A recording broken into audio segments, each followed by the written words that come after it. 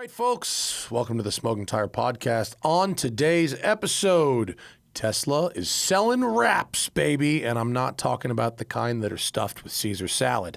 Next week, I'm driving on the HQ 400 with Road and Track. We talk about that, and a Australian teenager has invented a retrofit kit to turn your car into a partial hybrid for a very affordable money. Plus, it's a review of the Corvette E-Ray. Go check out our video on the channel and read my written review at roadandtrack.com as well. But we're talking about it today on the Smoking Tire Podcast. Today's episode, it's brought to you by Off the Record. They are killing it over here. I had to use Off the Record myself. Just got a ticket for allegedly doing something I most certainly did not do. And even if I did, I didn't. You feel me? Off the Record is here. I don't plead guilty. I don't pay the fine. I don't go, well, I'll just pay it and move on. I go to Off the Record, and it was so easy. It had been a few years since I had to use Off the Record, but it was as easy as ever. I didn't feel like downloading the app, so I used the web interface, and I went to offtherecord.com/TST. There, I put in some basic information. I uploaded a photo, a scan of the ticket that I received, gave some background information about my interaction with the officer and the circumstances surrounding the pullover, and that is it. Off the Record connected me with a qualified attorney with an excellent record in the jurisdiction where I was pulled over, and that's all I've got to do. I just wait for it to be handled. This particular attorney that I was set up with has a 93% success rate getting those points off of people's records, and so I have very high hopes. And if they don't get the points off my record, I don't have to pay a dime. So it's a risk-free experience, and you guys should do it too. Offtherecord.com/TST, or download the Off the Record app if you're more about that, and then use code TST10 on the Off the Record app. Either method, the web or the app, 10% off all legal services for Off the Record. Shows are a little condensed this week because I am going on the HQ 400 with Road and Track next week, so I'm gone Sunday to Sunday. It's kind of a challenge when you have to have shows every week and you're gone for like 5 days. You come home for 3 days and then you're gone for 7 days. So HQ 400, Hudson Quattrocento. It's coming up. It is sold out, in case you were thinking about getting a last-minute entry in, but it should be a lot of fun. I'm driving a Cadillac Blackwing, CT5 Blackwing. I don't know if it's a stick or an auto, but I actually hope it's an auto. Mainly because on these events, I have to use my right hand for my radio and for other things like that, and it can get kind of annoying when shifting. Totally. So I tried to do this, to lead one of these once in a stick shift car, and it was really hard. Getting lost? Yeah. Oh, man. The first one I ever did, I didn't have the dash mount for my phone either. And so the Rallista app, which speaks, the app we use, it speaks the directions through CarPlay, but the screen doesn't go on CarPlay. So you have to use the phone screen as your nav. So I was holding my phone and the radio in my right hand while in a stick shift car. And so it became like a complete disaster. No, it was a mess. So now it's like I kind of need an automatic car, and I have my excellent windshield mount that I bring with me. So I'm kind of set up. But yeah, in a stick car, it's just too annoying. But Hudson Valley in October is fantastic, super beautiful, leaves changing. We got 2 track days doing Lime Rock, and we're also going to Wilzig Manor, which is the kind of place that most people cannot go to. It'll be really neat. I don't know, I don't think we're going to get to like go batshit at there because it's a private, like it's at a guy's house. It's not a very good website, is it? No, but it's a private house with a private racetrack. Yeah. It's like the dude's crib. Cool. And there's the aerial photo. Yeah, so there's his backyard and his racetrack. It's a 1.1 mile racetrack in his backyard, which is the dopest shit ever.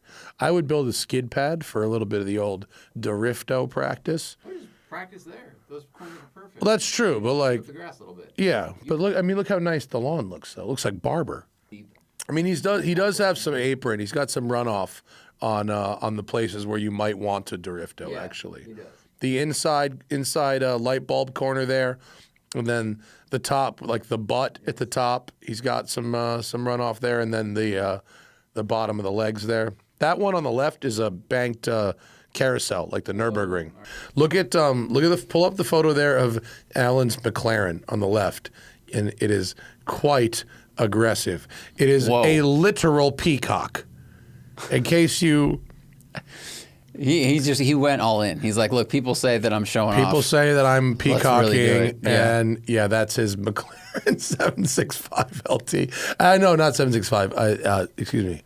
I don't know if it's a 650S or a 675 Spider. I think it's a 650S Spider. Like the lights. Well, they share the lights on so many cars. Yeah. I think it's a 650S Spider, but it's pretty funny. Fucking a peacock. Bright blue in the front and has actual peacock feathers in the back 2/3 of the car for people listening. That's very aggressive. So we're going to get to do that. Eat at some really nice restaurants. Hit up Saratoga. Saratoga Springs, which is a lovely little town, actually. Underrated how nice it is. Very charming. It's where the racetrack is. And my old man's coming with me, which is fun. So You got to take him for drift laps in the CT5.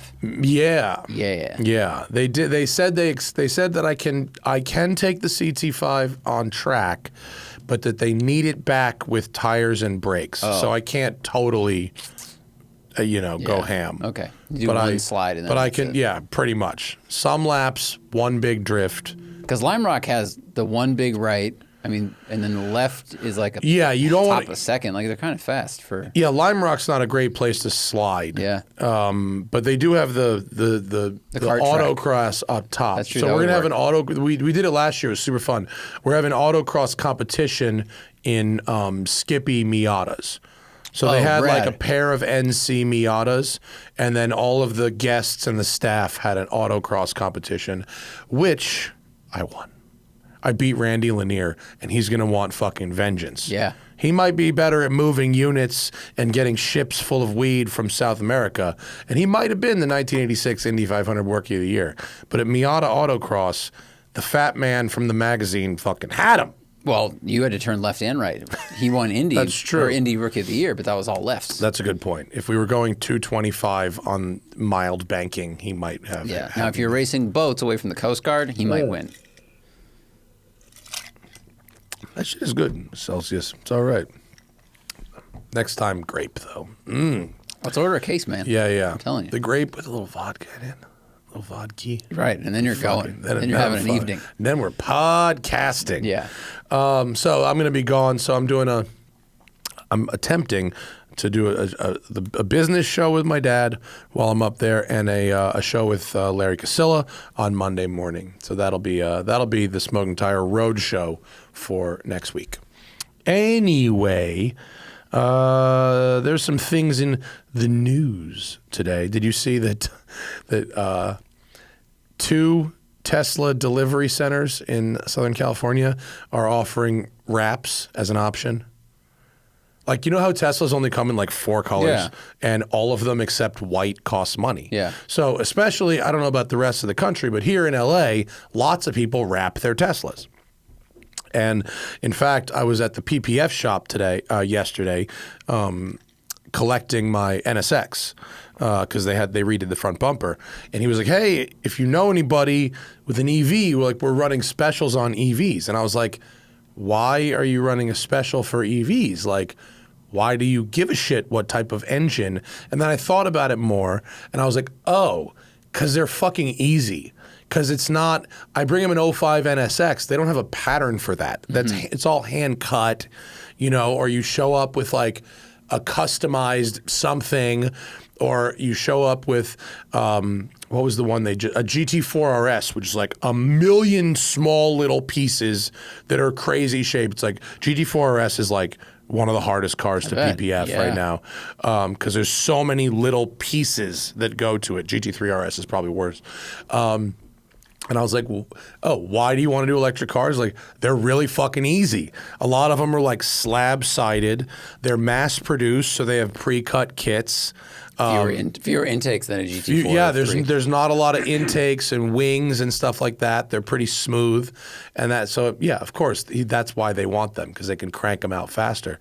So, but Tesla decided to cut out the aftermarket and like, why don't we just offer this? They probably brought someone in house. Yeah, they were like, they hey, hire someone and everyone's contract it. wrapping their cars. Like, why aren't we just doing this for them? Yeah, but.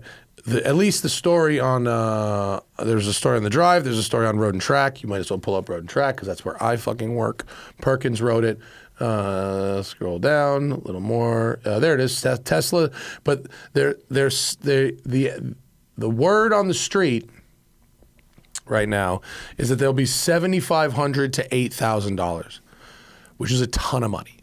but isn't that what wraps cost? Like That's what that's what a great PPF costs on a high-end car, like a hand-cut PPF costs. A wrap on a Model 3, like a color change wrap, should be around $5,000 with an aftermarket shop. So like a couple things. One, this is creative, right? To bring it in-house. So kudos to them. Mm-hmm. Two, Tesla's paint shop has so many EPA violations that they should just wrap all their fucking cars. They should just stop painting them. Their paint shop in Fremont is like it's like Chernobyl up there. How often they've racked up EPA violations. It's like an enormous number of fucking violations of the paint shop. So wrap them up there. Don't fucking paint them and then wrap them. Wrap them from factory. It'd be funny if it was just primer and they wrapped it. You know, whatever. If that's going to cost less than fucking painting it, I understand why people would wrap it, right? Because if every color costs money, if to get red is like $3,500, so get the fucking white one. But they only offer like 6 colors. Yeah, the colors anyway, aren't good anyway. So like you're not going to be a unique fish in the pond. So get it in white, wrap it whatever color you want, and then when you go to sell it, you take off the wrap, and a wrap is not the same level of protection as PPF. It's not. It's not even thick or hard. It's not even close. It's not designed to protect impacts. It's designed to change colors. So, but it is some level of protection, you know, from parking it outside, not from like a rock, but from sap and shit and sun. So, okay, I get it. But a wrap also needs to be applied by people who like really give a shit. Otherwise, it's going to look like garbage.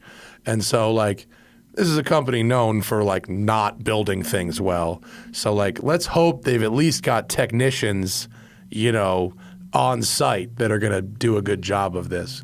Yeah, because sometimes you can open a door and you can see the seam of the wrap. Yeah. And you go, oh, they just basically did the outside. Yeah. You know, you don't want to see that line. And then some people will do a really good job where they'll take parts of the door off and then the wrap goes into that hole and then they put like the gusset back in or whatever. And then it's a really hidden. good wrap. They should be taking off body panels, taking off badges, like really take the grill out. You should pretty much like not see any seams at all. Yeah. And even if you open the door, like the seams should be super clean. Like the lines should all be straight. Obviously, it's going to be pre-cut, but and it is like creative, you know, on their part. It's a good revenue stream for sure. I mean, if you see the market doing it, why wouldn't you do that? I mean, there are dealers that do it. Galpin does it. Gas does it. You want to wrap your car at the dealer? Gas will wrap your car. But because Tesla doesn't have dealers, it's all factory service centers. This is a factory authorized thing, but the price is high. But then you get that paperwork that says this was done at the dealership. It's you know what it is? It's like getting an oil change at the dealership and you pay 10x what you'd pay anywhere else, but you can go, oh, but the dealership did it. Which isn't actually better than getting a really good shop to do it. Yeah, I don't think that's better. The only reason I would do that, go to any dealer, is if the car is a regular car that's under warranty. That's the only reason I would do it, because I would never want a warranty claim to come back and haunt me, and they go, well, someone else fucked this up. That's the only reason I wouldn't. With bringing with your a car wrap, who cares? Go to an independent shop. Of course. Support your local business. But people bring their cars to dealerships because they think you have instant brand recognition of the place that did the work. Now, that does not mean that the work was done well, correctly, honestly, et cetera, et cetera. Yeah. But people can put that in their paperwork and say all the work was done at Ford. So yeah, it's the person you sell the car to might care. But it's funny that, I mean, it's not funny. It's actually very predictable that they would have brought this in-house in some kind of a way. But don't do it because it's way too much money. It's a lot. It's a ton of fucking money.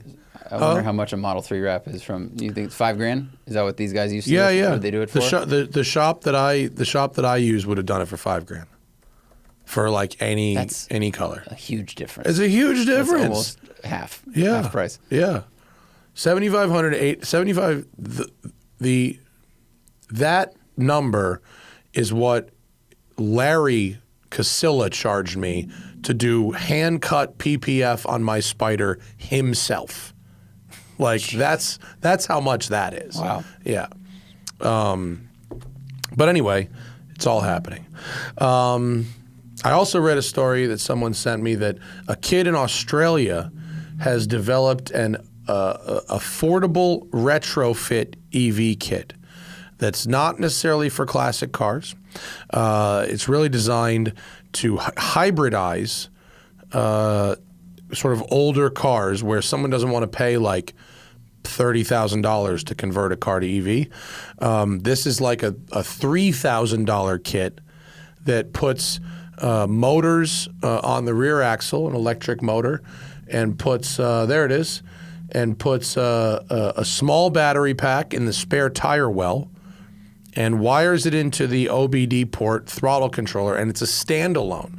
Okay. So basically, you would turn on the accessory mode or the electricity mode of your car, the ignition, without firing the engine, and then flip a switch, and your EV powertrain would come on, and you get, according to him, 100 kilometers of EV driving, and then you That's a lot. and then you would flip that switch off and start the engine, and it would immediately become your regular gas car again. How big is the battery pack? Where does it go? He said it goes in the spare tire well, and it would be like, That size gets you 60 miles 5 of to 10 range? kilowatts. That's amazing. I mean, it depends on the car. You put it in a fucking 1985 Civic, it probably gets you that much. You put it in Power a to weight, yeah. F-150, maybe not so much. it's really good density though. but So it's like- kind of like Range EV, the Yeah. semi-truck company, where it's Yeah. like the whole system bolts to your back axle. Yes. Or the back of the vehicle. Yes. And it doesn't actually affect the Kenworth, Peterbilt, whatever tractor trailer. Yes. Cool. And you can drive it on gas to generate, or I think you could plug it in to generate, to charge it. But you can get, your daily commuting done or your daily errands running on electricity, and then you just turn it off and start. And it's like fairly, I don't want to insult the kid who designed this, but it's fairly rudimentary. It's designed to like when you convert a classic car to an EV. Like you're saying an American 6-year-old could have done this, Yes. whereas this is an Australian university student. Like it's that. Yes. I get it. But like normally you would remove the gasoline powertrain entirely and convert to an EV. The idea of this is that you would leave the gasoline powertrain, add this as a supplement, and because it's not adding power or something to your gas motor, it's one or the other, that makes it pretty simple. Pretty cool. Yeah. I love it. It's actually kind of like a super basic version of what the Corvette E-Ray is doing. Well, this so he puts it like this is mounting. We have a picture, but That he's is a mounting front- it to the front engine, It's a front-wheel front-wheel drive car, and and he's mounting it on the rear axle. So, yeah. if you had a rear-wheel drive car, could you mount it anywhere? Or- I don't know. Okay. I mean, if you had a solid rear axle, maybe, but in many front-wheel drive cars, the rear axle is a coaster. It's just there, so you This can. looks like an axial motor, the Yeah. same as like 296 and Yeah. McLaren GT. The Yeah. one that gets sandwiched for people listening between your engine and your transmission. Yeah. It's a very power-dense package that is kind of like the new frontier in Yeah. e-motors. But it's pretty basic, Super cool. right? I mean, I don't know about basic, but like pretty straightforward. Well, it's just rad that you can bolt it basically between your brake rotor Yeah. and your wheel or somewhere Yeah. sandwiched in there. And like for $3,000 or whatever, you could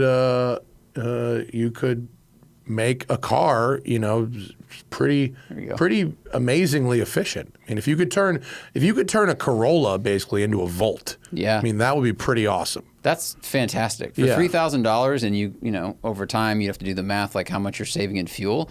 But I mean, here now gas prices are like $5 to $7 fluctuating. Yeah, presumably if you're handy, you could install this yourself. It's designed to be bolt in, so That's pretty rad. neat, right? Good for him. Speaking of which, where also are think- we going to talk about E-Ray today? Yes, but can we do one other thing before we do that? Yeah. Because speaking of university youths The Utes? doing things, What is a Ute? I don't know if you saw this. A Ute. The two Utes. That's a very funny looking car. Yeah, so these Swedish university students set the new record for 0 to 60 time. Okay. This was a month ago. It needed 12.3 meters. What does that mean? I mean, that's 40 feet, but I think their time was... What was the time? Keep going. Why did they bury it way down here? Why did they bury it? Oh, 0.95. 956 Wow. seconds. That rules. 0 to 62 from Yeah. standing start in 0.95 seconds. Now, I Yeah. don't know what the McMurtry Spearling does. It was gotta at be. 1.4. Isn't that amazing? One point something. That blew everyone's Low- mind. Yeah. And now, I mean, this looks even It simpler. looks like than the if McMurtry. someone sat in the nose cone of an F1 car, but then you just left the rest of the F1 car off. Yeah, and you bolted wheels to the side of it. Yeah. It's It's a go-kart with an F1 car's Nose cone. in Yeah. it. Yeah. yeah, pretty cool though. I mean, it's That's electric, pr- of course. I bet it's geared to like 63 miles an hour. Yeah, exactly. Because the previous team. Oh, wow. was It's from 326 horsepower and weighs 309 pounds. That rules. that That's fun? like, there's a motorcycle that's up there. I think is it the HP2? The HP2 motorcycle. The HP2, I think it's Is that called. the helicopter one. No. That's like the That's the J's, Y2K. like the Y2K. Yeah, no, it's a supercharged 4-cylinder bike that I think is like 300 horsepower and 300 and something pounds. But yeah, that's an unbelievable. Good power to weight. Yeah, that's an unbelievable power to weight. I think. Yeah, It's funny that I feel like Australia and Sweden reversed roles here. Like Australia is normally like, we set the burnout record, but he's like, I'm going to make everyone more efficient. And the Right. Swedes are like, let's try to go 0 to 60 faster for no reason. Well, the speed limit, in Sweden. Oh, it's Switzerland. Fuck, never mind. That is not funny. Is it Sweden or Switzerland? Sweden. I think it was Sweden. Oh, Zurich. No, that's Switzerland. Oh, my bad. Zurich. Swiss. Oh, yeah. Whoops. Yeah. So that's the thing. The speed limit there is 100 kilometers an hour. So it's you get to 100 as fast as possible, but it's geared out at 101. So you're never going to get a ticket. It's the only way you can have fun driving fight there. the is you speed get to cameras. you get to the speed limit as fast as possible, and then you're bored. Yeah. That was like, remember that Top Gear where the speed limit was like 55 and they did a drag race to 55 and it lasted like a third of a second? I don't remember that, but When they went to VIR, the 3 supercars. oh, okay. Yeah, it's 0.956 seconds to 60 is pretty goddamn good. What did Fensky record in the Lucid Sapphire? Guys, we got to take a quick break from the action for the Velocity Invitational. This is an amazing event that has wisely chosen to promote what they are doing on the Smoking Tire podcast. It's the 4th annual Velocity Invitational. I didn't realize they'd already done 4. Time really flies.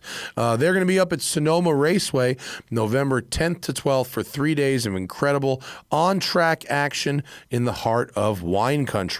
Wine, cars, Sonoma, I love it. The world's class motorsports and lifestyle event hosts an unparalleled lineup of the rarest cars in the world in a family-friendly and luxurious atmosphere. This year, we're celebrating McLaren's 60th anniversary, and McLaren will have a very large display of McLaren cars from its heritage collection, many of which were never seen in North America.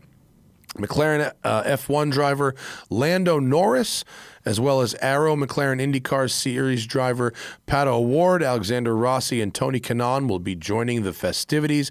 All 4 drivers will be participating in autograph sessions and interactive activities throughout the weekend and take to the track in historic McLaren race cars. We've got modern hypercars, historic F1 cars, Can-Am, vintage racing group, the Mustang versus Minis Enduro, and the McLaren historic and modern cars will take on Sonoma's challenging 12-turn road course throughout the weekend.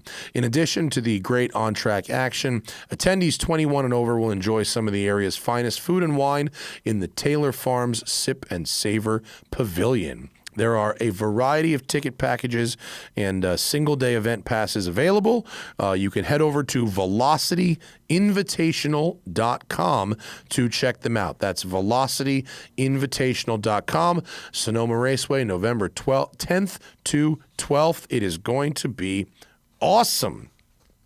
And we're also brought to you today by Factor. I love Factor, and I need Factor. After 3 days of eating literal festival food garbage, I can't wait to be back on my game and eating healthy again. And you know what helps me with that? It's Factor. I'm sure you got that from this ad read. But I do love Factor. You know why? I get stressed out when I get back from a trip. I got a lot of work to do, a lot of people to see, clients, videos, podcasts to catch up on. You know what I leave out? The time to eat.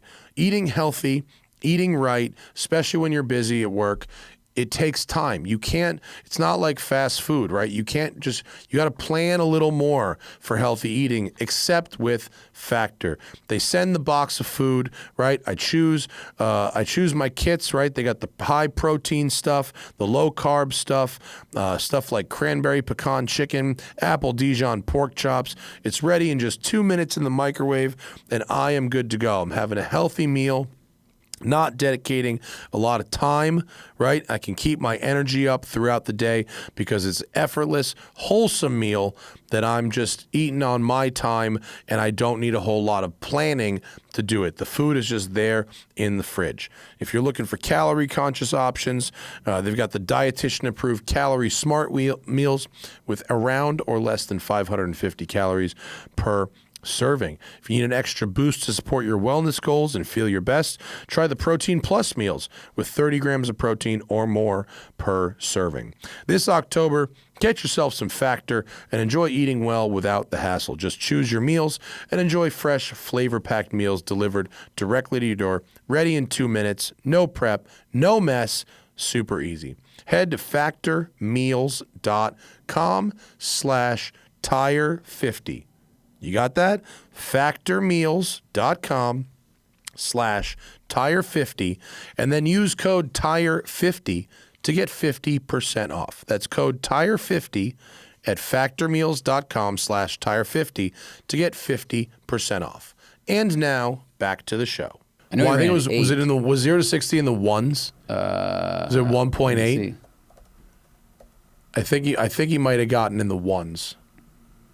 It did a 1.89. That's fucking ridiculous. That wasn't him. That was the Sapphire in testing, but 1.89.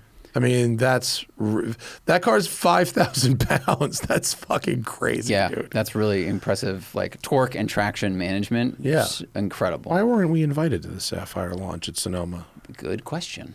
Why is that? I don't know. We really should have been. We've reviewed like 3 of them. Yeah, and we're gonna have to call somebody about that one. I say that, meanwhile, I couldn't have even gone if I was invited. But But you want to be invited yeah. to be able to say no. there's a fucking, what's a song on the radio that's like, I don't want to go, I just want to be invited? There's a song that includes that. So the E-Ray, right. The hybrid Corvette, which I drove at the launch. I also drove it it was a fucking long time ago. You got to scroll back. Keep going, keep going, keep going, keep going, keep going. For the Bentley. There it is. Load. It was a minute ago. September 12th. It was a month ago I drove this fucking thing. It's the hybrid Corvette. Yay. Are you excited for a hybrid Corvette, Zach? Depends on how it drives. I mean, if it drives like the NSX, and that was exciting and it's all-wheel drive and it's faster, sure. Yeah. Like, I would say it drives kind of like the NSX. So it's 655 horsepower and 495? Why did I write 495? I think it's 595. Hang on. It's 595 torque. Excuse me. Has 160 horsepower electric motor up front, and then it has a Stingray powertrain in the back.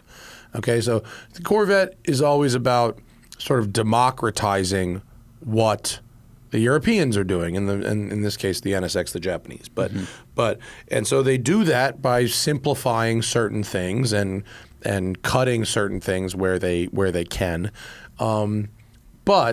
So the way they do that in the E-Ray is that the Stingray powertrain is in the back, the electric powertrain is in the front, and they are completely disconnected from each other. There's no e-motor sandwiched in between the gas engine and the gearbox. That's all left alone. Mm-hmm. And so, yes, it's all-wheel drive, but there's only one motor in the front, not two. So it doesn't have active torque vectoring in the front. Instead, there's no clutch unit or anything up there, no, right? It has one motor in the front, and then it has brake vectoring to simulate it. So the kind of result is, and then you've got the Stingray V8 with the regular dual clutch, and you have a 1.9 kilowatt hour battery in the center tunnel. In between, that's why the center tunnel in that car is so big. Yeah. Because it was always going to have a battery there. So it's not a plug-in. There's nowhere to plug it in. You can't, and you don't have to, and you can't. It weighs 200 pounds more than a Stingray, which is actually not that bad. It's not bad. Yeah. It has the width and the tire size and shit of the Z06. And in order to keep weight down, it has standard carbon ceramic brakes. Wait, does it get like the Z06 fenders and stuff? It's the Z06 body, but colored, right? And then but the rear fascia, I don't know if I have a picture of it, but the rear fascia is Stingray, so it has the split exhaust, not the center exhaust, and that's mainly for trunk space. Well, and it's because it's the Stingray powertrain, not the Z06 powertrain. Right. Ooh, but it looks a lot better because it's got the wider body. Okay. Yeah, and now the painted accents are available as an option on all Corvettes, but they're standard on E-Rays. So I recommend getting those. It yeah, helps the side a lot. It looks a lot better. Yeah. Obviously available in removable hardtop or power retractable hardtop. So the battery, it doesn't really have any effective range. You can start it in silent, in electric, and you can drive it like 3 miles on the battery if you want. Basically, it's so you don't have to fucking cold start the thing and wake your neighbors. Like that's pretty much what it's for. But it doesn't really have any range. The battery is designed to charge and discharge really fast. And so if you're putting it in Z mode, like, full track kill mode, you will discharge the battery in about 3 laps of a medium-sized road course. And then if you put it in charge plus mode, which recharges the battery, you can do 1 cool down lap of that same track and charge it all the way back up again. So it's actually pretty cool. It will charge up in about 3 miles of road driving from dead. So, but the battery never totally dies. You can't discharge it completely. Even if you get it as low as it'll go, you still have all-wheel drive functionality. It's just not full power all-wheel drive. So the difference between full kill mode, it's not called that. Is the plan there that you'll always have like the all-season, quote, grip and let's say safety, so that they don't want the battery to drain in a performance driving setting, so that you always have a little bit of front grip, right? To pull you around. They don't want the dynamics to change in the middle of a track session. Okay. So as you get to the bottom, it starts to pull power and generate more power under the rest of the time, so that the car will get a little slower, but it'll always have enough to use the all-wheel drive to pull you out of a corner. Okay. So, but like the difference between, and if you quote kill the battery, discharge the battery fully, which is really about 90%, your lap times will go down. But if you drive it, if you want to do like a track day where a session is a half hour, you can drive it in Charge Plus mode, and it will discharge the power slower, and you can do a 30-minute track session, and by the end of that track session, it will be sort of at the bottom. And then you do one cool down lap, and it will charge all the way back up. Whoa, it's really aggressive on the recharge. Really aggressive really on dragging the the motor. Yes. Okay. Very aggressive on the recharge. The engine, I should say. Yeah, cool. yeah. Guys, we got to take one quick break for Brooklinen. I love Brooklinen. They sent me a whole slew of stuff. They sent me sheets. They sent me duvet cover. They sent me pillowcases. You know what happens at it's my house, my bed, as it were. I'm leaving this open for interpretation. But that's not what I'm talking about here. I'm talking about the fact that my wife's hot, I'm cold. Or vice versa. Vice versa. Scratch that, reverse it. She's hot, I'm cold. We got the Brooklinen sheets, the Brooklinen pillowcases. It's temperature regulating, right? The sheets are soft, they're smooth, they're nice, they're beautiful colors. We actually, for the first time ever, have some variety in color on our bed. Our sheets have always either been all white or all blue, but we're mixing and matching with the pillowcases, getting some color in there. It is a good time, right? But these sheets, these Brooklinen sheets, they regulate really well. So like when I'm hot and I'm under there, and she's cold and she's under there, same blankets, same sheets, no problem. It's great. Brooklinen's got a whole option of sheet from linen to flannel to accommodate all kinds of sleepers, cool, hot, everything in between. Limited edition colorway drops. Brooklinen keeps you well rested and looking fresh. Use the old sheets for your ghost costume for Halloween, and upgrade to Brooklinen's seasonal picks for linens, as well as the top of bed, the bathroom, and more. Brooklinen makes some nice stuff, and my bed looks better than ever. It's no trick. Brooklinen's best-selling linens are sure to curb those seasonal scaries this fall.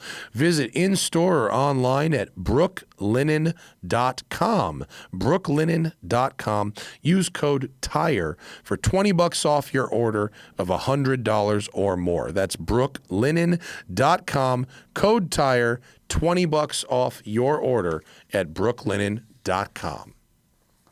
And so if you're using less than 50% throttle at any given time, the e-motor does nothing. It collects juice from the road. Remember, you can't charge it off the flywheel. You can only charge it off movement because it's on the axle. Right. So to charge it quickly, you just kind of drive a slow lap or drive light throttle, and that will charge it quickly. If you're driving a fast lap and using the power, it'll drain quickly. In regular driving, like sport mode or even track mode in the canyons, you will not drain the battery. It will maintain a constant state of charge because you're not flat on the floor in between every single corner. So it's not meant for the track, but you absolutely could do track days with it. The suspension is set up in between Stingray Z51 and base Z06. Wow, okay. So it's designed to be a four-season Grand Touring car. The 0 to 60, the quarter mile, and the highway passing, 30 to 60, 50 to 70, 60 to 100, are all faster than the Z06. It does 0 to 60 in 2.5 and runs a quarter mile in 10.5. Jeez. It's fast. Very fast. Yeah, it's fast. It's 911 Turbo S, basically. It's a little behind a Turbo S. The Turbo S is like... Turbo S will run a 9.9 now. Yeah. Oh yeah, it'll run a 9.9 quarter. But a Turbo S is almost twice the price of this. Oh, for sure. Yeah. You said the suspension is set up in the middle. Do you mean like stiffness-wise? Stiffness-wise, the spring rates. Okay. It's still mag ride. Still has all the modes. You can still adjust everything. Does it feel stiffer than Z51 with mag ride? I didn't have a Z51, but I can say that on the road it felt nice. Okay, good. If I got in it and wanted to do a 1,000-mile road trip, not a problem. Because the Z50, we had that one we rented for the shootout against the Cayman. That thing on the highway rode so great. It's such a comfortable car. Yeah, this does too. Good. This is good. My favorite setting, my favorite setting was like steering in comfort, powertrain in track, shocks in comfort, brakes in sport because it's got the adjustable brake, and then traction control either race 1 or off. So when you do use the e-motor, it does this fucking thing, which fucked with. I don't think it did it. Did it do it in the video? I never heard it. Okay, you didn't hear it? No. Oh, really? So I don't know if it either the Maybe mic on the didn't pick track it up or, it's so loud that maybe the V8 engine overwhelmed it on the track. I never heard in of the in whisper. P-Cody, when I did another video with it at Performance Car of the Year, I draped the lav wire across the center tunnel, and it peaked all the. I think the battery pack was fucking with the levels somehow. Oh, it was like talking to it through the wire. Yeah, it was weird. Trying to let us know yeah, something. it was doing some weird shit. Okay. It's like what's that musical instrument where you move your hand closer and it like Yeah, yeah. woo! Yeah. It's not a vibraphone, but it's like it's. I know what you're talking about. And so it's quicker than a Z06 in a straight line, and it's more fuel efficient than a Stingray. So, and the all-wheel drive does work. It pulls you out of corners really effectively. You absolutely can slide the car. In order to slide the car, you have to do things a little differently than you would do in a rear-wheel drive car or in like a Subaru. When you get a bunch of angle on it, right at the point in a rear-wheel drive car where you would slowly start to lift to let it come back, you actually feed more throttle in to put more power to the front motor combined with a lot of steering angle, and that straightens you out. Whereas like with a Subaru, you almost want to have the wheel pointed mostly straight. Right. Like you don't really put a big angle on it. You know what I mean? So it's the steering angle of a rear drive car, but with the throttle position of an all-wheel drive car to slide. Sounds pretty fun. It Your is drifting fun. video, which will be at the end of the review for people who are listening, the slides got real big and burned up some tires. But it took me a few tries. True, I did. I could not get it right away, and only one other journalist there could slide it properly at all. Like it got the second time I did it at P-Cody on the track, once I knew what to do, it got much easier. But if your intention is to slide the car, it's a slightly different technique than other cars. Does the front motor listen to your throttle foot like, instinctively when you're adding throttle? Like we've slid Subarus and rally cars and it's all connected. So it's not connected. Yeah. I mean, that's the difference. It's like there are certain times when you're sliding a car where when you've got angle, you actually want to come off the throttle most of the way. But if you come off the throttle beyond half, the front motor stops doing anything. Whereas it's not like it's got a drive shaft that's connected to the powertrain. So you have to keep over 50% throttle to keep power going to the front. Otherwise, it changes. So it's interesting. It's like you can slide it. It's not like meant for that. And the number but of you owners can. that will. It's a journalist problem. It's a journalist problem. Yeah. If you really want a C8 Corvette for sliding, you don't get this one. Because the more important dynamics question is, does it listen to you? Does it cause any issues on the track no. or autocross? If you're running a clean line, it's great at autocross. Great. Because you can really get on the power early in a hairpin, and the front motor will keep your front tires in line. That's really, really good. And it's very fast on the racetrack. I can't tell you what the times were compared to the other cars at P-Cody. You'll find out. But it was fucking fast. And if you're trying to run clean and you're not trying to slide it, it's really, really quick, especially in, full whatever mode. And I found it to be very poised, even with traction control fully disabled. It's really fast, but it sticks well. The video I made for Smoking Tire was incredibly rushed and very suboptimal conditions on the launch. So you may want to watch the P-Cody video later because I had a little more time and I had my own track and it was a little more freedom. The TST video is definitely worth watching. You will learn things, but it was not an optimal conditions for a video. It just wasn't. But this is a really, really nice car. it's about $6,000 less than the Z06. So, for me, But is this like a load? Was this loaded? It's $6,000. base for base, it's $6,000 Oh, less. okay, that's really close. This one here that I drove with that you were showing the picture of, which was a 2Z. Fucking 2LT. I fucking hate General Motors fucking chassis codes. This one had is like a touring specification. So it had all the interior carbon fiber, but none of the exterior carbon fiber. It didn't have carbon fiber wheels are optional. I do not recommend them. This is the that cactus one is pretty dope actually. That interior was not that exterior. Oh, okay. This blue and the crazy interior was on a silver car with blue stripes, and it actually did look very nice. Go back the cactus one. I actually think this is a pretty cool color and I even like the ball polished wheels on it. I agree. I think it works. Because the color is kind of a chalk green. Yeah. And so the brightness of the wheels pop. Yeah. So the blue one that I drove on the road was like a luxury spec, and it was about $125,000. That's it. It's got the black and white interior and the blue exterior. That was a luxury spec car. The one I drove in the video for the track, the black one, had carbon wheels and carbon shit, and that one was about $140,000. That's actually the same car we used for P. Cody. It was VIN number 5. This one was VIN number 3. So who do we think this is for? So here's the real question is, the Corvette now comes in 3 flavors, soon to be 4 when the ZR1 comes out. The base car is still the best bang for your buck in sports cars today, right now, period. Yeah. Particularly with Z51 and that kind of stuff. The Z06, they successfully reverse engineered a 458 Special. So it's like the cheapest exotic now.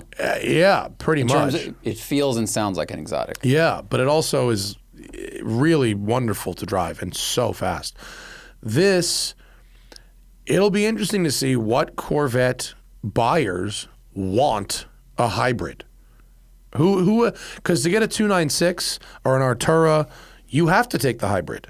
Or an NSX, like that's what it is. It's a hybrid now. Good point. This one, they're asking people to choose the hybrid.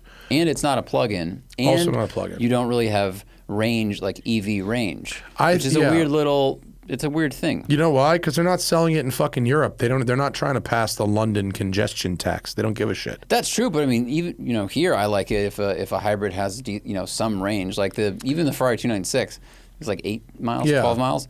I mean, I would probably use that more than you'd think. Really? Yeah, cruise around like in quiet mode, just make it serene for a little while. Like I like the feeling I get when driving an electric car. The silence is very relaxing. I agree, it is, but I wouldn't seek that out from my Ferrari. I wouldn't, but if it had it, which it does. So I'm saying this one, it's like it has an EV powertrain, but you don't get this function that most other hybrids have, which I think is interesting. Yeah. I mean, you do just in specific circumstances, only on startup and only for about 3 miles. Yeah. You can't go back into silent.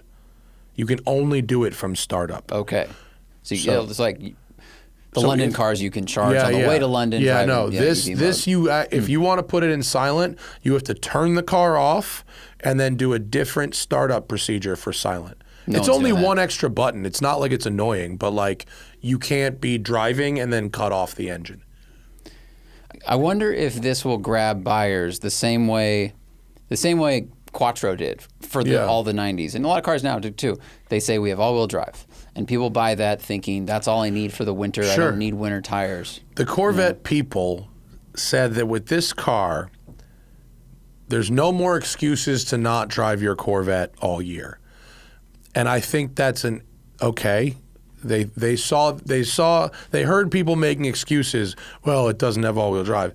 But I've actually driven Corvettes in the snow. They're great on the right tires. Even a fucking Z06 is great if you put the right tires on it, and tires are available. Especially with mid-engine now. I don't think that lack of all-wheel drive is why people weren't driving their Corvettes in the winter. I think for many of the people who buy Corvettes, particularly brand new ones, that is their prized possession. They keep it spotless. They worry about miles and condition. They're not dailying them the way that even a 911 owner would.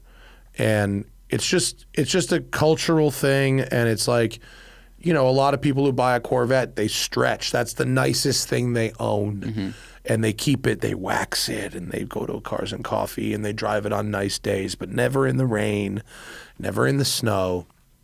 And so I don't think it was the all-wheel drive that was keeping them from that. I think it was cultural more than anything else.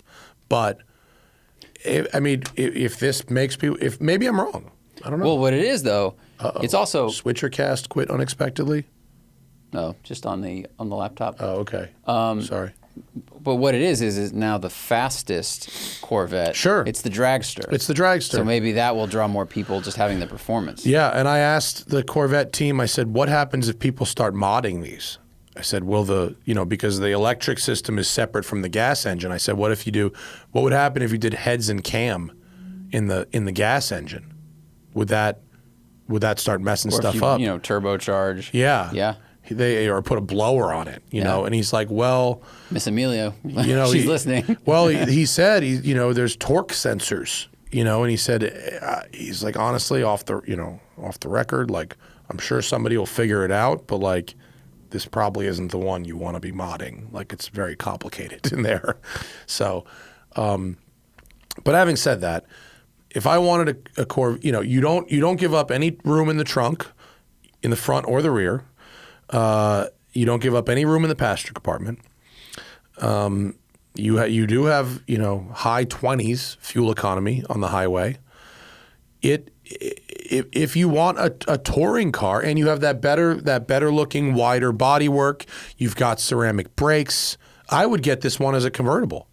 I'd go for the convertible on this one. Yeah, make it the Grand Touring. Make it and I'd love to do a 2,000-mile road trip in it, for sure. And actually, they did a thing where the people who own the convertibles didn't like that you couldn't see the engine, so they have an optional glass engine cover now for the convertible as well. That's kind of cool. Which is cool. Can you feel, like when you were driving on the track or autocrossing, can you feel the torque coming on in the front as you do corner exit? Does it pull at the wheel at all, or you just start? It doesn't torque steer, if that's what you mean. Yeah. But you can feel that it's working. Okay. It's seamless in terms of the fact that it doesn't like intervene, but like it doesn't make the drive worse, but you can tell the tech is doing something. You know what it doesn't do? Remember the NSX where the steering was like magic, where you go, this is like fucking Superman level shit. It's not that, because it's one motor. Right. So it's pulling you out of that corner, but it's not making you a hero. Whereas the NSX with the two motors had the active torque vectoring, and it could overdrive one versus the other, and that's when you're like, I am a driving god. It's able to put the most grip and the most power down and really help your cornering. This is kind of like, when did Porsche start using brake vectoring? It feels like it was at least 10 years ago. Yeah, like we were burning up a lot of front brake. I remember feeling it. And, and a lot of cars do it now today, where they drag that inside front wheel to help you pivot. Yeah. But it just feels simpler than NSX. Well, and this is how they cut costs. This thing is $70,000 less than an NSX. It's half the price, under half the price really of an Artura, and it's under a third of the price of a 296. So that's what a Corvette is, and fortunately, it's a very nice thing. It's very comfortable. The seats are very supportive. It is very fast. It's all the things we liked about it before. Yeah. And it's incredible that they were able to put this extra system in there without compromising the front. Like the wall between the passenger driver, I called it the abstinence wall. It's like there was always going to be batteries in there. That's why it's gigantic. And the NSX has so much shit in it that it's really small inside. There's no frunk. Right. And it's small. Yeah. This is like this. I'm a little tight with a helmet, but without a helmet, I'm perfectly comfortable in an E-Ray. This does feel a little wider inside than the NSX. The NSX... It has more legroom. Certainly more legroom. Oh, okay. And it has two cup holders? It has cup holders. Right. The NSX had that tack on shit. Yeah, it has cup holders. Yeah. Good seats, but yeah. There's a lot to like. And my guess would be that the ZR1 is going to be the Z06 engine with the hybrid. Yeah. Which would Probably be turned up a which little would be bit. fucking rowdy. Because the Stingray powertrain, I love it when you've got enough throttle in there to open the valves. When it goes, whoa! But when you're just coasting at light throttle and the valves aren't open and it's not making that big bellow, it does sound a little chintzy. It does. It's a little agricultural. There's a sound. I heard one go by the other day, and I was trying to figure it out. And I remember hearing it when we drove the blue one, and it's kind of like sand rolling in like a didgeridoo. Almost like sand being poured out of a metal pail. There's like a kind of sound. That's like what these it sounds like vibrations off before throttle. Before the trumpets in the back take over. Yeah. And it's something that's bugged me since we filmed that car. Yeah. And maybe an aftermarket exhaust would change that, so it's just a little louder all the time. Yeah, there's like a maybe you vibration. can wire the baffle open or something. But I loved how it sounded under throttle, but it didn't do it for me off throttle, whereas the Z06 is like ace all the time.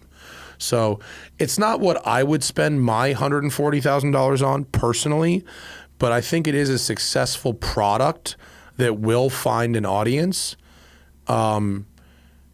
And I think if you're a boss and you want a fucking Colorado sports car, snow tires and drive it through the winter and drive it in the summer, and that would be great. If you wanted a real great road tripper Corvette, it would be great for that. It's a nice car. I think it's a successful product overwhelmingly. It's just it will be very interesting to see who chooses it compared to the other options. Yeah. But I liked it, and wait till you see how it performed at Performance Car of the Year. Everyone who drove it liked it.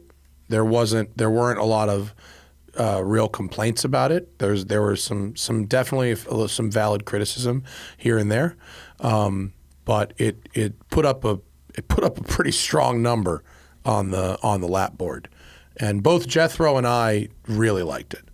Jethro and I actually agreed about quite a lot of things, which I think was good. He's very fast. Yeah, it's like that makes you feel good. You're like, oh, okay. He's fast. Yeah, He's very fast. He's fast, but he based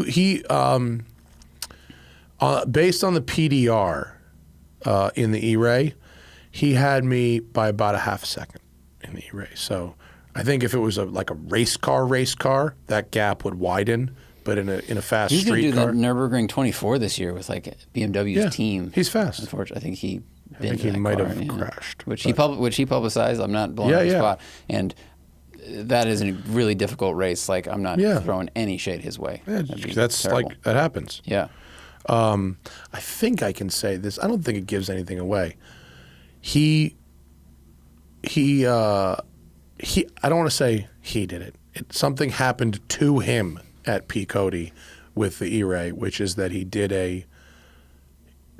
was running laps in a totally normal way, and the video backs it up, and he cracked 2 carbon fiber wheels. Oh, we talked about this on the last show. We didn't mention the car or the driver, but you said the car was doing a normal thing. That all doing the a other cars totally had done. normal thing, and both left carbon fiber wheels cracked. And he fit. We didn't.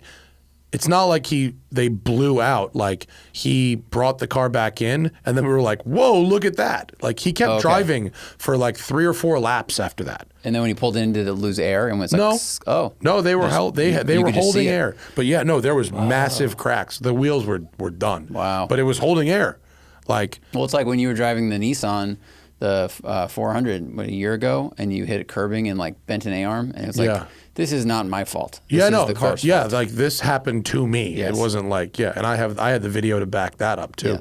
The Nissan people at the Nismo launch were very like, can we never talk about that again? Hopefully they fixed the glitch. The Nismo at P. Cody, and it was excellent. It was an excellent car that I very, very much enjoyed driving on the track and the street. It's a fucking great car. It's a great car. I wish it had a stick. It probably will one day. It should. There's no reason that it can't. If there's no hardware reason or emissions reason or anything, it's just like we didn't want to. They'll call it the Nismo ST. Yeah, right. Yeah. That's all that's on my list. Okay. That's all I got. You got anything else? No, I have nothing new to report since 2 days ago, but we have a lot of questions. I really liked riding that Moto Guzzi around today again. I had a fucking all over the city day today, and I had errands fucking galore. I don't have any pictures of it. I got to put some pictures on the gram. How often did the active arrow deploy? You can set where it goes up and down. So you can set it to go up as low as 25 and as high as, 65 or 70. I have it going up at 50. And it goes up a lot. And does it diminish the amount of air and buffeting that you're having to deal with? Yeah. Cool. Yeah. It mimics having a fairing on the bike. But even without that, it's a lovely motorcycle. It's like the Elva. And just it makes a pocket. Yeah, it does. That's cool. And it's just like I wouldn't have been able to do anything I had to do today if I had to do it in a fucking car. The traffic was horrible, but I was able to get everywhere. I love being on a bike in the city. It's fucking efficient from a space perspective. It's efficient from a fuel perspective. It's just like, it's so obvious that in a fucking sea of traffic, this is the way. Well, that's a good segue because we have a motorcycle question, which I'll put at the top right now. Do we? From Ivan Capote. Okay.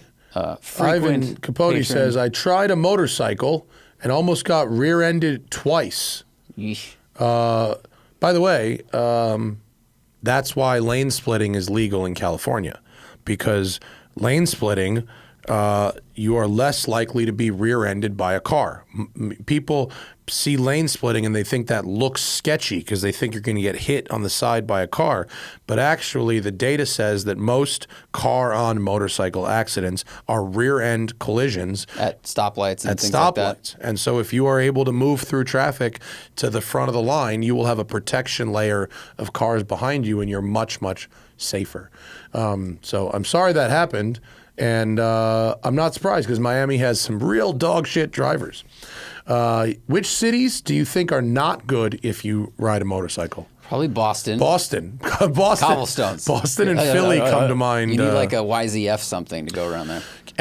California, because of lane splitting, is just so much more civilized for a motorcycle. I would never want to be in a place that you couldn't lane split on a motorcycle. Yeah, especially, I was going to say San Francisco seems like a tough city, but because of the hills, but you can just ride to the front. Yeah. Because I think the front of the line of traffic at a red light might be on the top of the flat. Because getting stuck on a steep hill like that on a bike and then having to start would be rough. Yeah, it's not that bad. I'd use my right foot on the brake to hold the bike, and then I would use the clutch with my left hand. Just don't wheelie. Yeah. But yeah, Boston would be terrible. Miami, it's too bad because it seems like that would be a great place so Miami, lane splitting's not legal, but laws don't matter there. Yeah, I think. So I would say just fucking split lanes in Miami. You don't have to wear a helmet in Florida. That's crazy. So imagine a place with no helmet law, but lane splitting is illegal. Yeah. That's fucking nuts. I'll look it up. Anywhere with bad tarmac and congestion and cold weather. So to me, that goes straight to New York City. New York City sucks to ride a motorcycle. Lane splitting is illegal in Florida. It's only California. It's all 49 other states it's illegal. It's so crazy.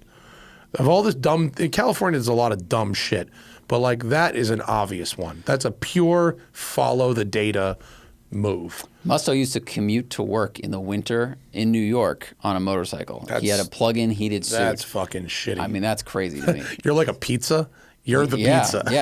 He's Domino's, bringing himself to work, providing the service. But I bet it's cozy in there. It saved a lot of time. I bet it's fucking nice and cozy. Did he plug the suit into his house and it would be warm when he got... plugged it in the bike. They had like a 12-volt heating system back in the early 2000s. All right. Right? Yeah, late 90s, early 2000s.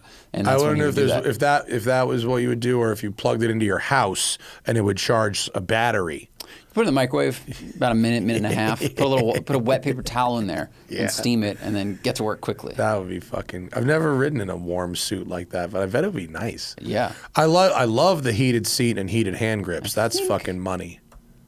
Did Alex Roy and Zach Bowman, did they wear heated suits? They did that crazy Morgan trip across the country. I think they just wore leather jackets and gloves. Ugh. It stinks. Zach never has good things to say about that drive. Yeah, I don't own any rain gear either for motorcycling, and I've gotten caught in the rain a couple times wearing jeans, and that's shitty.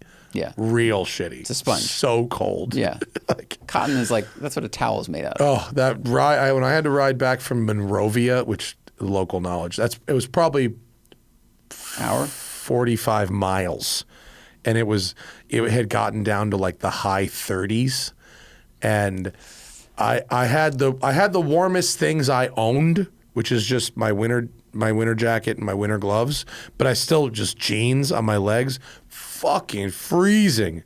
That was the most, and we had like a heavy Thai food dinner, so all of my body heat, I couldn't feel my fucking fingers or my feet. It was, I was about halfway through. I was like, I don't know if I'm gonna make it. You're like a person who's going skiing for the first time and a storm rolls in, like, and you're in jeans. I get it. You don't want to buy gear when you're new to a sport, but it's a mistake as soon as they get wet. Jack Riley says, if you could go on one ultimate road trip before you died with no restrictions at all, what car, where would you go, and with who? Probably something like, there's that guy, he drives, was it 308? He drove to Alaska and back. Yeah. Like something like that. Like a mix of the Grand Tour Mongolia trip with some tarmac in like a safari vehicle, like a fun safari sports car. Yeah, that would be fun. I mean, I think, driving to Alaska would be a good one. Something like gravelly. Like driving to the base of, not the base of Everest, wherever the road ends before people have to like hike. Yeah. Something like that'd be cool. And then I just wave at them. That, or I'd like to do like the full kind of national parks tour in like a Rolls Dawn. Oh, that'd be cool. And I know this sounds... But when you roll in, Patagonia crowd's not going to be welcoming you. Yeah. I'd fucking... I'm thinking of buying this forest. Where are the animals? I will need one. I need one. I would, and I hate to say it, this is gonna sound fucking trite, but I would take my wife if I was a road trip before I died. I wouldn't. The temptation would be like Eddie Vedder, but like no, Hannah. I would take Hannah. Yeah. Gunnar Ray says, do you think that Bugatti considers Andrew Tate's Chiron ownership a PR positive or negative at this point? I guarantee you that Andrew Tate wouldn't make the top 50 worst people to own a Bugatti. But publicly, he's the most public one, I think. Like there might be some people that own a Bugatti that do nefarious things that we don't know about, or they do business stuff, or they trade human beings somewhere else. But like he, does it more obviously. I don't think they like it. I mean, it's negative press. Yeah, like, probably not. Yeah, I don't think the car per se has to do much with the negative press. No. I'm sure. But I would say probably that's what negative. PR does. When someone famous buys their car and that person is seen in a positive light, they go, sweet. I mean, sometimes they loan nice luxury cars to celebrities, but then if something bad happens, they're not going to like, retweet him in support, and they're not going to argue with Greta Thunberg. They're just going to quietly move away. Right. I'd say the PR department is probably not inviting Andrew Tate to ownership club, to the owners club meets. Yeah. Is he in prison in Romania still? I think so. I don't know. I don't really stay up on him. Yeah, I have the luxury of not giving a fuck. As we were talking about. Ali Deneshvar. I hope I said that right. What are your opinion on two categories of car enthusiasts? Category 1, those who want the car to be engaging no matter what the main use is. Like I would love an 812 Ferrari with a Novatec exhaust as my wedding car. That's a short drive usually. Yeah. But some other legitimate car enthusiasts would daily drive a vanilla Lexus as a daily. All preferences are respected. Just want to know your take on this.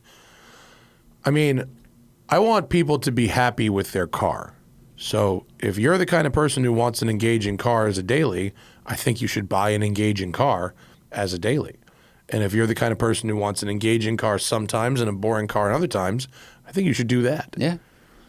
So my opinion on on the people who make those choices is, I hope they're happy. They're both right, because it's a very subjective thing. Yeah. Like, in high school, I loved my car that made noise and shook all the time. Yeah. And now I go, I don't need to be uncomfortable. Like, Yeah. I don't want to do that. Yeah, I mean, I dailied for 2.5 years in high school and college, a cammed out Mustang with like race car level suspension. And would I want to daily that now? Like, no. Or like the Fox body that you built the second one. Yeah, yeah. Similar. Seems very rational at the time, but like that's not what I want now. Now I want a boring car for every day and then a fun car for the fun car times. Mm-hmm. But like, I just don't want people to end up to think they want something that they don't really want. So I try to suss that out. I think it also depends on where you live. Like driving Yeah. here is not driving. It's you're standing in line in a car. But Right. if you live in somewhere where the roads are open, sure, 812 would be fun. Brian Lewis says, are there any other good auto racing history bits out there similar to ones the Grand Tour have done? The Audi versus Lancia story is one of my favorite pieces of car TV, and the Jim Clark bit is not far behind. I mean, I don't the know. documentary Senna and the documentary One Sounds really are good. both awesome. There's probably some YouTube channels out there that do just that I'm Yeah. not aware of. There's one I found that was called like, the name doesn't make any sense. It was like Squid something. And the person who runs it writes really good documentary quality scripts, but it's all voiceover. So getting the visuals and like getting the unique car or the footage, that used to be a legal challenge, but now on YouTube, you can just use whatever footage you find basically and put like an annotation on there. So I bet there are channels that do that stuff. I'm not aware of them. Yeah. I'm not either. Philip LaFranca says, what watch were you wearing in the Spider Drive video? Pretty sure that was the Autodromo Group B chronograph for Hodinkee, which they gave to me as a gift for telling you that. That's that commercial. Yeah. Red Rover says, have you noticed that some people don't understand what high beams are? I encounter multiple drivers every week driving around with their high beams, and when I flash mine to let they know, they look at me like I'm insane. Yeah, all the time. Not only that, there's some cars that have auto high beams, and maybe a driver would be getting used to using their auto high beams, but then turn that functionality off or accidentally disable it and forget and think it's still on, but it's not. Or if the car, like at stoplights, if the car's on a slight rise and their lights shine directly in your eyeballs, even if it's a modern BMW, even if it's a low beam, it's so bright and so annoying. I think there's more cars that have daytime running lights but not automatic headlights, and people in the city where there's some ambient light just think that their headlights are on when it's really just their daytime running lights. Yeah. I catch that a lot more than I catch high beams. True. I drove over to Panga Canyon on Friday night, and I think 30% of the cars had high beams on because it's mostly dark, and then they would come across a car, which was me, and they wouldn't turn them off, and that was really annoying. Tyrrell Northcutt says, I recently rented a Huracan for the day. It was loads of fun. If you had Huracan money, what car would you get for the same price? My Spider. My Spider's a little cheaper than a Huracan, but I still think that's more fun and more practical. I would get a Cayman with your engine. Yeah. Because you can get all those things with a short. Can you get the whole package? You can get the whole package in a GTS. Yeah, I would do that. That would be that's the fucking move. But a Huracan is a fucking fun car. They are That's fun. a good time. They are. It looks cool, sounds good. Yeah. And if I might get a Storado. Storados are the shit. Yeah. I think I'd rather have the R8 than the Huracan. Yeah, that's true. But if I had a little more Huracan room. money, I might also get an R8 because it's just a lot more comfortable. Yeah, better visibility. Drew Frink says, a while ago I asked you when to walk away from a project car, as mine was still going for after 10 years. I remember that. Here's the update. Sold it as a project car and sold my motorcycle and bought a new Miata. Couldn't be happier. After the surprise, after a week, the Mazda knob instead of the touchscreen does make sense. There you go. Glad you are happy. A car you can drive is better than a car you can't drive. That's for sure. Jacia says a 6th gen Camaro 1LE versus C7 Corvette Grand Sport for track days, and I am a novice. I've done 4 HPDEs. Should you start with less power Cayman GTS? No, I mean all those cars are the kind of cars that you can work your way up. They're not too fast. You can. I would rather, because the Camaro's fast also. I'd rather do the Corvette because of the weight. Like it's a lighter car. C7 Grand Sport is a very nice car for almost everything. And it has more grip than power a little bit. Yeah. So it's aggressive. That's an aggressive car to learn on. Yeah, I went on the ZR1 launch at Road America, and it was fucking terrifying, but they had a Grand Sport there. And after I ran 2 sessions of the ZR1, I'm like, can I go in the Grand Sport? And like, yeah. So I went out, and I was like, this is the perfect car. It was like a fast Miata. It was great. Yeah, that's what a really good Corvette feels like. Yeah. Real fast Miata. Yeah. I'd probably go with that. I liked that. But if you wanted a Cayman GTS, you can't go wrong there either. That's a lovely car as well. A little less power too. Yeah, which is but good. good fit and finish, and better visibility. Yeah, and a nice revvy engine. Miguel Flores says, "What would be a good first motorcycle? I'm 5'11" and 160 pounds. I don't care about speed, but I wouldn't mind something reasonably sporty, upright, comfortable, with some suspension travel. SV650 all the way." Suzuki SV650. Best beginner bike ever. Yeah, I agree. And you can work your way up. There's a modding scene for those. They're fucking awesome. A Ducati Monster is also the exact same thing, but with, from an Italian company.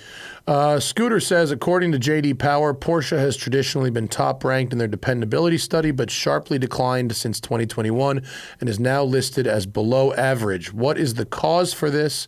Or is J.D. Power total BS? Taycan is the cause. Really? You think that's thrown off the average? Yeah. They have a lot of small problems, and in terms of dependability, it's not only like huge problems, it can be small stuff, but that is the difference. The difference is the electric cars, particularly the early model year Taycans. So this is 2022 on JD Power, and it has a score of 72. What does that mean? Out of 100. Out of 100. So quality reliability is a 61. Yeah. So the dealership experience, the resale, and the driving experience are all pretty good. The reliability, not good. Yeah. Yeah. I want to look up 911 just to see. Yeah. Wait. But that is typically why other new cars from them do not tend to have these sort of issues. 86. Boom. Yeah. And the quality reliability is 20 points higher. Yeah. 24 points higher. Yeah. Quality and reliability for the 992 is listed as great, and everything else is over 80. So the Taycan is really messing it up for everybody. It is. Taycan's fucking it up. And I love a Taycan, but the early Taycans had a lot of problems. A lot of like whole battery replacements and all kinds of stuff. Yeah. But that's why. Saul Wu says, thoughts on the new WRX TR. Lots of people seem to be back and forth saying it's simply the GT trim but with a manual. Is there any hope for a better version of the WRX, or is that all we should expect from Subaru? We had the WRX at last year's Performance Car of the Year. It is a good car. It is a bad performance car. And it just felt flimsy. We went through 4 sets of brake pads in 2 track days. It was the only car out of the whole fleet where we were doing that. Wow. It just wasn't great. Yeah. So there's nothing really. It was sort of an STI. There's nothing really for me that's going to spin me on the... So when they announced this new thing, like, I didn't really even care. It used to be unique because it was turbocharged and all-wheel drive in 2002. Not many cars, especially at that price point, had those attributes. Now... everything has a turbocharger, so it's just not that unique anymore. Yeah. It's not for me, certainly. Chappie says, how drunk were the organizers when they came up with the times for the Las Vegas F1 qualifying race? I don't even know what they are. What are they? Let me see.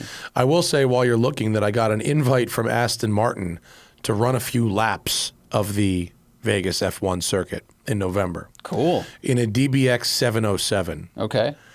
At 1 o'clock in the morning.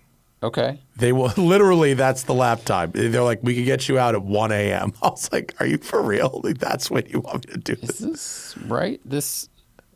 What does it say? Because Chappie says that it's a stupid time. So what time is it? I mean, That might be real Race, accurate. November 18th, race Well, is 10 p.m. 10 p.m. Oh, so so on 1 a.m. on the 18th. After the race. So no, after qualifying. Qualifying is midnight to 1 a.m. on the 18th.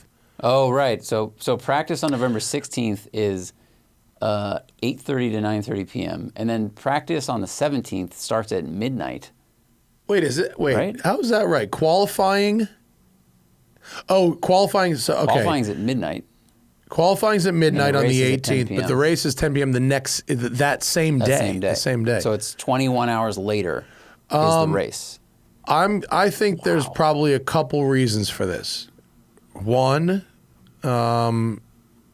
Vegas is like a night place. And maybe it's better for international viewing audiences. It's probably better to watch in Europe. A little bit. I mean, let's see. It's like 8 hours like ahead. 9 hours ahead to Yeah, Europe, so yeah. that would be in the morning. Vegas is also busy, and they're closing some of the busiest streets for this. They're closing the strip. Yeah. Like, to close the strip, you want to do it at a time that it can be closed. So I wonder if they're going to have the strip open for traffic till They have to. 5 hours before they have close it, then they to. clean it, and then They gotta. Wow. That's wild. That's crazy. That is nuts. So, yeah, I could drive the track after qualifying the day of the race. I have loved my F1 app subscription because I watch the race whenever I want afterwards. I just don't look at social media for a little bit, and then I just watch the race when I get up. I don't have to watch it live. So well, the watch it race 9 is a.m. at 10 p.m. That's better Which for is me. better. But normally it's at 3 o'clock in the morning. Yeah, like yeah. the Malaysia Grand Prix or whatever. Yeah, yeah. I'm not doing that. Yeah. But qualifying being at midnight is pretty fucking crazy. That's hard on the drivers, though. I mean, that's a weird time change, or maybe it's actually easier, but they have to stay on their time at home and like basically ignore the sun in Vegas. I don't know. Is there a video to be made of driving the Vegas circuit the day of qualifying? Yes. There is? Yeah, it's called I Got to Drive F1 Vegas Circuit Yeah. at 150 miles per hour. Yeah. I hope they would. I'm going to write them back and say, like, if you'll actually let me have a real go and it's not like a bullshit go, you know? Yeah, I don't know. Like, if it's like, you know, if it's lame, then. Right, then find it's out not- is it cool or not? Half speed lead follow Yeah. or what? Crisp Ono, how do you view Car and Driver in relation to Road and Track? I've heard the term sister magazines used. I mean, they're both Hearst properties. Right. Car and Driver is a consumer publication. You're interested in buying a car, that's a resource. That's where I go. I go to Car and Driver if I want a pretty straightforward review of a car. Road and Track is more artistic, more irreverent, more storytelling. Old stuff, race Old car stuff, yeah. like focus on driving and sports cars. I mean, Car and Driver might have the ZR1 test or the E-Ray test, but it will also have, here are the 6 biggest, most popular consumer sedans, Accord, whatever, base, and we chose the base level, and we're going to take them to Michigan, and that stuff. Yeah, they're different. I mean, they're competitors because they're the 2 car magazines under the Hearst banner, but you wouldn't go to one seeking the other. And I subscribe to both right now, and the books obviously have never looked more different because of the redesign of They Road were and probably Track. much more similar in the They used to 80s be. and 90s than they are today. Yes. Yeah. Patrick McCoy says, what cars transform the most with mods? Alternatively, what cars are undesirable and shitty before mods and good and having fun with good after mods? I mean... I think... Oh, go ahead. Well, no... I mean, I think like the base Miata, I don't like the suspension. I think it leans, it's way too soft. If you put basic suspension on that, I think that transforms the car. I think you can do a ton with Mustangs, GTs. If you tune the suspensions and chassis right, you can make them handle so well, and they just aren't set up to do that from the factory.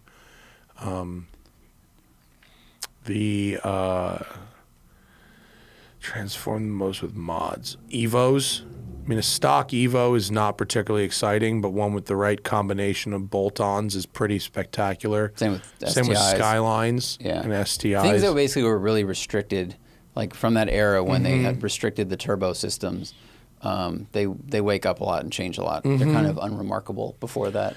Yeah, I mean the difference between a stock Skyline and a 450 horsepower Skyline with good suspension and brakes is a lot. That's a big difference. Undesirable. Because those cars aren't undesirable, obviously. No. It just changes their character drastically. Yeah. That's Yeah. like muscle cars. Yeah. Yeah. They drive terribly. Yeah, They don't turn muscle or stop. cars. Yeah. Muscle cars are straight garbage stock, but you can make them drive pretty good with enough money and resources. Right. That's more for you versus instead of a question. Okay, there's a medical result from Sarang Singh about your numbness. Sounds like myalgia paresthetica. Did I wear tight-fitting clothes during the concert weekend? Well, I wore my leather pants. You wore that cat suit. I did not wear any tight-fitting clothes, but he said the lateral femoral cutaneous nerve, which is what my doctor said, would be irritated after all that walking and standing. That's what my doctor also said. So thank you, Sarang. You are on the right path, but I didn't wear tight pants. I actually wore shorts for most of the event. That's all we got. Patrons, please don't be shitheads and fucking narc on me. I'm giving you exclusive pre-embargo review of the E-Ray. That's what you're paying for, that level of boss shit. But don't fuck it up for everybody else. You feel me? Mm-hmm. I'll be back next week. The shows I'm recording in New York, they won't be live. I'm sorry for the patrons who are paying to get live shows, but like I can't do a show by myself on the road that's also a live broadcast. I just don't have the mental bandwidth to do that without fucking Zach here. So you'll have those shows next week. I'll be on the Hudson Quattrocento, so you can follow along on the gram. And if you want to come drive with me, experiences.roadandtrack.com. Just scroll down a little bit. We've got next year, we've got the Smoky 600, May 7th to 10th, 2024, refining it a little bit from the first one we did last year. Bourbon Country, Tail the Dragon, NCM, National Corvette Museum track. Very fun stuff. Then we've got the all-new Colorado Climb. Oh, that's what they've come up with. I gave them a list of names. Guess what? It wasn't on it. The Colorado Climb. But that's September of next year, 18th to 21st. That is going to be the Rocky Mountains, Colorado Springs, Pikes Peak, Vail, Aspen, beautiful Colorado mountain roads. And then November 2024, we are going to be going to Arizona. We're going to be doing the high desert. It's going to be Sedona. It's going to be Scottsdale. It's going to be some racetracks. It's going to be some national parks. It's going to be very pretty. So you can register for those now at experiences.roadandtrack.com, and I lead them, so you'll be driving with me. That's all for today. Thank you to our patrons for supporting and to everyone else for listening, and we'll see you next week. Bye.